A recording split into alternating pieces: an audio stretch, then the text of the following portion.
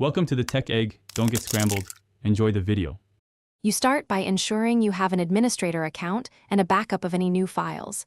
If you don't, copy them now. Once done, open Start, choose Settings, then Update and Security and Recovery. Make sure you select Restart Now under Advanced Startup so Windows boots to the recovery environment. This lets you access system restore safely without locking files. You're beginning the process off the live desktop to avoid conflicts and to restore system files cleanly. You'll choose Troubleshoot, then Advanced Options, and tap System Restore. This launches the familiar Restore wizard. Select a restore point by date and description, and make sure to click Scan for affected programs so you understand what will change. This explains the how and why for each selection. Confirm the restore. Windows will close apps and restart. Let the process run uninterrupted because powering off can corrupt the restore.